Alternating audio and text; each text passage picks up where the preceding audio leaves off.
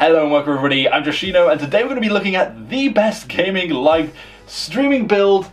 At least that's what the title says. Either way, we'll be building a streaming machine for gaming and streaming, and I'm just going to run through the components quickly. I'll be doing the whole build from scratch, so you'll be able to see how to build a PC if you haven't done one before, and also just go through the components, and then also doing a little live stream and showing some of the gameplay and some of how it runs. Anyway, let's get on with what we've got here. Before we start, there's also a chance to win a gaming streaming PC in the description below, so check that out and good luck to everybody trying to win a nice streaming PC. So let's move on to the components we're going to be working with today. So holding it all together is the Cooler Master Masterbox Q300L case. It's a smaller form factor case which we're building with today, and one of the most striking features is that it is covered in dust filters that have this sort of 3D effect on them that are nice that you can take off, so where your internal fans are, if there's any dust collecting, you can probably just take off these filters and just shake them off and you're good to go again. And we're also building it around the 2nd gen Ryzen CPU, the Ryzen 5 2600, and streaming and gaming at the same time does require a strong computer to get the smooth gameplay and smooth stream, and this is a strong CPU with 6 cores and 12 unlocked threads, which should give us high quality software encoding and recording for gameplay, and especially with the price to power performance, this whole system is relatively on a budget, but we'll also be able to get some good streaming results. And I have seen this pushed up to 4.2 GHz, although I won't be overclocking too much here, just because we've got the default Wraith Stealth cooler that comes with the CPU,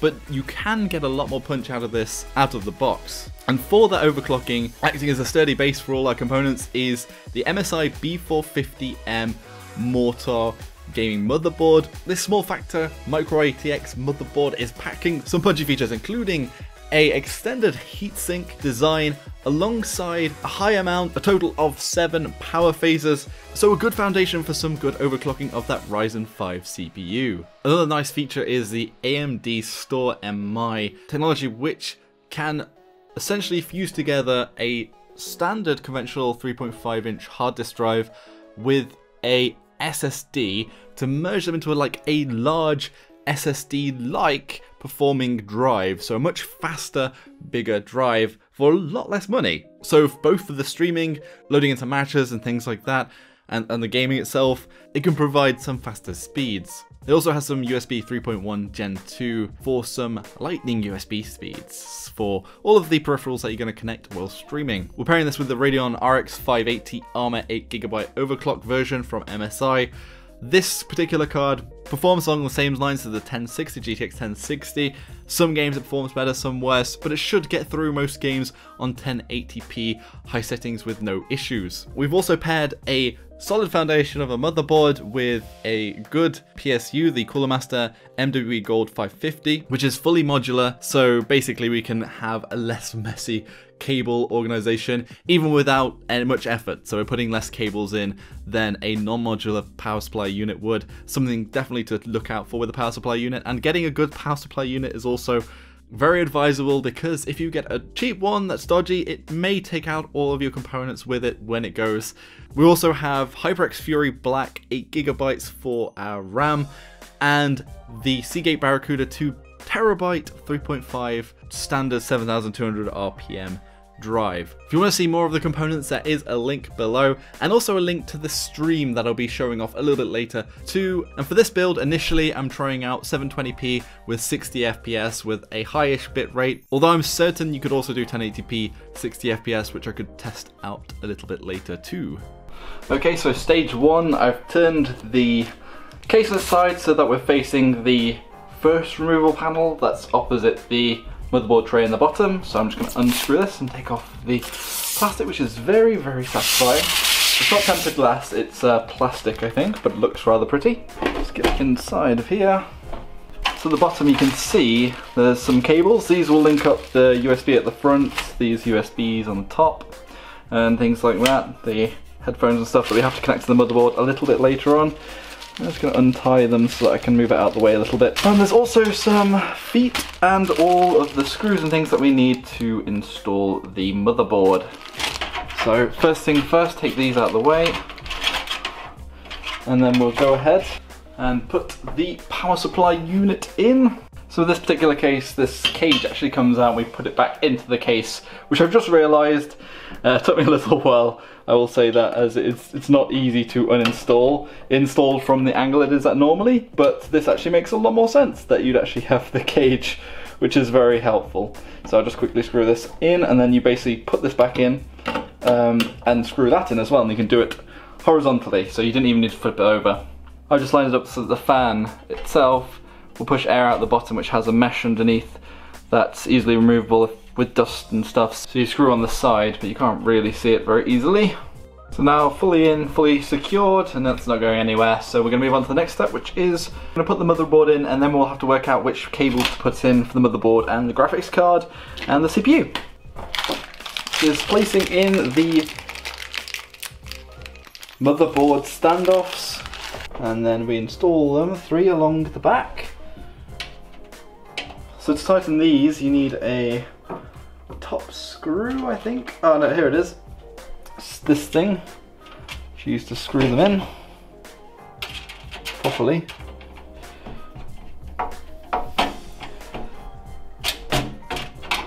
Go, that should be all the way to the bottom, thank goodness. So the last one we'll cap off, and you can't actually see that one because it's behind the power supply unit. And then before we put the motherboard in, we need to put in the I/O shield, the protector at the back. Make sure it's lined up the right way, so I know it's actually this way. And you just pop that through. Should hear a pop when it goes in properly. There we go. These can always be a bit fiddly, and a bit fiddly with the motherboard itself. So I'm just going to check all the screws are all the way in. Then we can go install the motherboard itself. So we just place that in.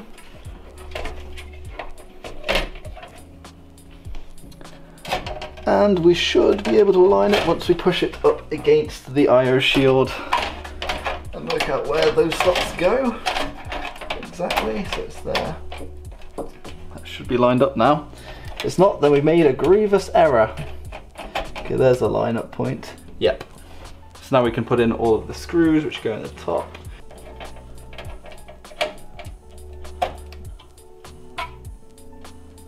Yep, that's attached. Nice and firm. Put on the other screws. Don't do them too tight, but quite tight. Something else I've forgotten was at the back we need to take off this, where we're going to put the graphics card. It's 2 slots for the 580, the RX 580, so this is where we're going to drop it into here. Just have to unscrew this and carefully take these out. Should do that really before the motherboard goes in. So next up is kind of working out which power... I'm having trouble connecting to the internet. Take a look at the help section in your Alexa app. Good job, Alexa. Okay, well, the next step is taking the power cables, a whole lot of them, and working out which ones we need for our mod. This is a modular power supply, so we'll be able to just pod in the ones we need and hopefully have a relatively decent cable management system going on. I mean, I could be very good here with cable management, but I don't know whether I will go with the full routing for here. We have no cables showing at all, so we do need an 8-pin. This is for the graphics card. So this should be a PCI Express pin, should go into the back. PCI Express / CPU. Yeah, we want to have one of those. I don't think it actually matters for these cables which one goes to the... This might actually be... No, this is actually the CPU cable because it goes straight instead of having 2 sections. So this one could go to a graphics card with 2 PCI 8-pin connectors. So this one's only got a single one, so this will go in as well. So we'll put the CPU at the forefront, the front one. So you're just connecting these to the back. There's a bit where it says CPU and PSU. We also need the connector for the motherboard itself, which is here. This one here. It's a long one. We don't necessarily need to put all of them in just yet, but the one that I would always put in, which I will route actually, I'll route it around. That's the CPU power one, just because it's fiddly to get in after you've installed the CPU fan. So it's the one that's just the 8-pin and it goes down to the bottom left. You can't actually see it. The bottom left down here. Goes square, round, round, square. So it goes this way. We'll know when we boot up if that's the wrong cable, which I don't think there is, just another direct one. There is this one here. Say CPU on it? No, this one's a SATA connector. That's something else we'll need because we've got one hard drive to plug in. The SATA, there's a SATA connector on the back as well. That one can probably be routed once we work out where the hard drives go. So now we're going to move on to the installation of the CPU. Should also be relatively simple. I might just read the instructions very quickly, just to make sure I don't screw anything up. It should line up pretty simply, so we've got the lever we want to pull out. Okay, there we go, lever's up. And then we should, wherever the CPU is, we've got the CPU itself, if it will focus. Maybe never. Okay, well, there we go. It's focused on the spot we're going to drop it anyway. Try not to get your fingers on this at all because you don't really want to mess that up. You can't really see it very well, but there's a little triangle down the bottom right, the bottom left here. Well, depending where you're facing, but basically you've got to match up those two symbols. And it should just drop in. And then the nasty part is actually dropping down this lever, which will crunch. It actually doesn't actually have much of a crunch with the Ryzen. Because the CPU cooler doesn't have any thermal paste on it at the moment, it was actually reapplied. I had to get some more thermal paste remover and some thermal paste, which I have. So I'm going to try and get a small little pea size as possible, just getting it right in the center. Then once that the heatsink is put on top of that, it should spread out. And only the heatsink is needed to spread it out, basically. There's also the grain of rice method, which is fairly similar size. And then we just have to work out now which way, I should have probably done this first, which way this is actually going to go on the cooler itself is, I've actually, because this had pre-applied, but somebody had used it already, so it's come to me second hand. Well, I think it's probably gone to a review or something. I've had to take the thermal paste off. I've just realised there's stoppers applied there, so I need to take those off before I continue. Okay, so this is a bit of a sensitive operation. I'm basically having to hold the backplate underneath whilst I install the CPU cooler, which I've just grabbed from far away. Make sure we line it up correctly. Where is the CPU fan? System fan. This is a CPU fan, so you probably want it to be on this side. So we'll line both of these up, hopefully as well as possible. And once we start to fasten these down, it should spread the thermal paste across the entirety of the CPU. Just gonna screw each one a little bit at first, just to get it even. Okay, so we've finished tightening the screws here. And also, the reason I put the cable this side was because there's a CPU header down here, which you just slot in, it's a 4-pin. Should be easy to get going. I've just changed this connector off camera. It goes into just a system fan controller port, and then going to be popping in the GPU into here, and then we'll be connecting the power supply to that as well. So to install GPUs on here, you have to take out this plate on the top. It's interesting. I don't think it's going to fit over the top, is it? Maybe this just goes over the top once you've installed the GPU. Then I suppose there's like a cap to this. So I'm guessing it goes back on again once we put the GPU in, but we'll have to see. I was wondering why it wasn't going to fit in. The graphics card is pretty much as big as the system because it is a mini ITX case. Okay, so that should work in theory, in theorem. So that's in there.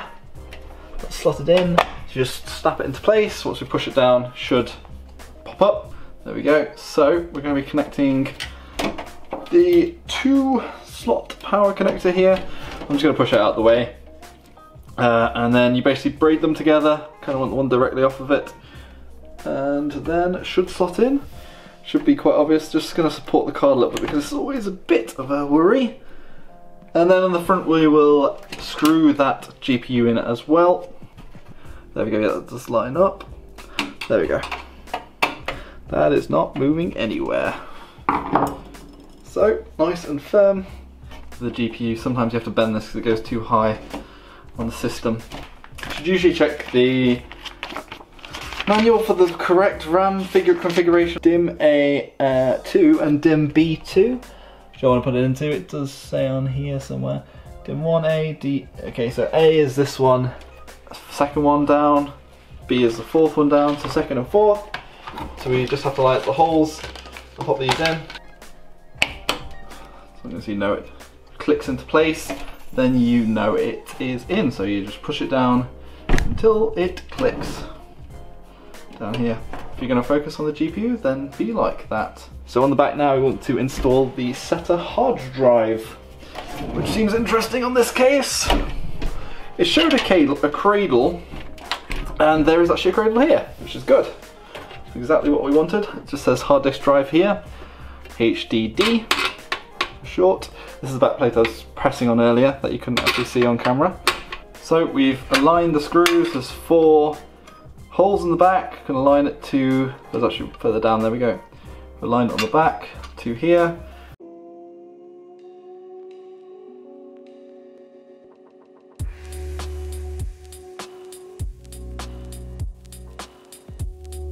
I don't know, okay, so you slip these into here, slip back in, and then put it down. I was hoping that it had already routed through the SATA cables to the back, which you need to plug into the back of here. Put the SATA cable into here, and the SATA connector and the SATA power cables. There's just a SATA connector at the back here. I'm going to thread that through as well. Make sure it's in firmly. And thread it through to the back, through that hole, one of the holes. So at the back now, I have both the power cable at the back and also a SATA cable should be poking through, or it's just gone back in. And also plug in the power supply. I'll plug in the end one. So basically I'm pushing this to the edges so that it's hidden. And that goes in like an L shape, so you just work out what the L, where the L goes. There we go. Front, or in this case sort of the side of the case itself. This has got all the side buttons. I don't know where the power on is. It probably is actually at the top. No, actually, no, it is on the side button as well. The power on button is. So we are going to attach those to the motherboard. And you should always look at the manual just to see which order they go in. So you have to sort of work it out. There's notings on which or which on here as well. But we're just going to have to go ahead and try it and do this. So HD plus and HD LED go this way. 1 and 3. See, there we go. All done on that power. Then there's also the USB type 3. USB 3 should go into here somehow.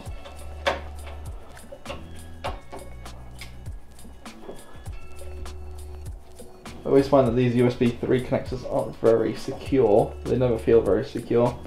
But that should be in there. USB 3, that, and that should be pretty much everything. The fan's connected, power supply is connected, and the case is connected. Motherboard, graphics card, CPU, and 2 lots of RAM. And that's pretty much the installation of the PC. As always, every component is different in every system, so be sure to check out both the manual for the motherboard and the case whenever you're building something, and all the other components. But that's pretty much the basic of it. You can see how easy it is. It took about an hour all together, and everything is now up and running. And the stream gameplay you see in the background is what I was streaming yesterday, showing off the streaming system in all its glory. If you want to check that out, there's a link to the stream in the description below. I put it in the time a little bit further on because at the start I had to down mix my studio mic because it is actually a mono mic, and on the stereo it was only playing one channel. The only thing after this is setting up all the software and the software for streaming, but today I'm just showing off the physical build and some of the gameplay and some of the great streaming quality that has gone on here, and just some of the gameplay that I got. Everything worked out fine, and it was a good stream, and I hope to stream more very shortly. Anyway, be sure to let me know all of your thoughts on everything I've shown off today. Have you found it interesting? Have you found any of the components interesting? Are you going to build something similar? yourself, and also good luck if you want to enter that competition. Again, the links are all down in the description for the parts, for the competition, and for the live stream. Thank you all very much for watching. If you enjoyed the video, hit that like button, subscribe for all my content, and I'll see you all next time. See you folks, Joshino.